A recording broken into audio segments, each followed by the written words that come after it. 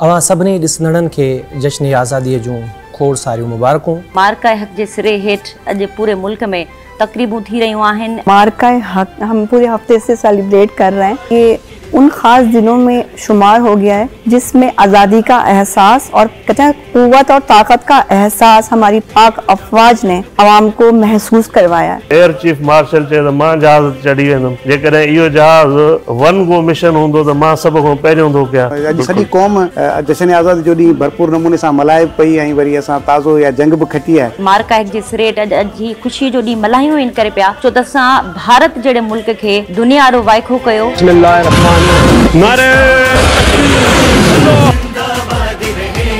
मैं सबनी के जश्न आज़ादी जो मुबारक हूँ। आम सिटीज़न है हमारा, जैसा उन्होंने अपनी जिम्मेदारियां निभाई इस मार्का हक़ के अंदर, इसी तरीके से आज हमें दोबारा अज़म करना चाहिए। दहशतगर्दी के साथ साथ उन तमाम जराइम का भी खात्मा हमने मिलकर करना है। 78 जो आज़ादी जो जहाड़ो है वो समूरी दुनिया में जिते भी पाकिस्तानी रहन पिया वो सेलिब्रेट कर रहे हैं। इतने बड़े जीवन सागर में तूने पाकिस्तान दिया, सभी देशवासियन के जश्न आज़ादी मुबारक हुजे। दिल दिल पाकिस्तान जा जा पाकिस्तान, दिल दिल पाकिस्तान। सॼी क़ौम के आज़ादी मुबारक हुजे, मार्का हक़ मुबारक हुजे। असांजो राफेल ईंदो ऐं असां तव्हांखे तहस नहस करे छॾींदो। उन ते उन्हनि खे असांजी कैपेबिलिटीज़ जो सलाहियतुनि जो बिल्कुलु अंदाज़ो। बंदूक हलाईंदे हथ ॾकनि न पिया, बंदूक हलाईंदे जोश सां असां बंदूक हलाए सघियासीं। पाकिस्तान जी तहरीक ख़ुदि जेका हिकिड़ी वॾी हिकिड़ी अहम तहरीक हुई, आज़ादी जी तहरीक हुई। जी बिल्कुलु। ऐं उन में वॾे में वॾी कंट्रीब्यूशन जेका हुआ क़ाइद आज़म मोहम्मद अली जिन्ना जी हुई।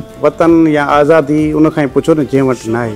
तव्हांखे आज़ादी जो मतिलबु पुछणो आहे त पोइ तव्हां कश्मीर खां पुछो, कश्मीरियुनि खां पुछो। त फ्रेंच जहाज़ इन्हनि खे कराइण तमामु मुश्किल बल्कि नामुमकिन हुयो। असांजे जेके एयरफोर्स जा जवान आहिनि न सिर्फ़ु उन्हनि राफेल्स खे गिरायो, उन्हनि जे पायलट्स खे हिट कयो। हर साल आज़ादी मनायूं था, हिन साल असां महसूस कयूं था आज़ादी के बाकायदा कि we can protect ourselves और state is able to protect the citizen of Pakistan।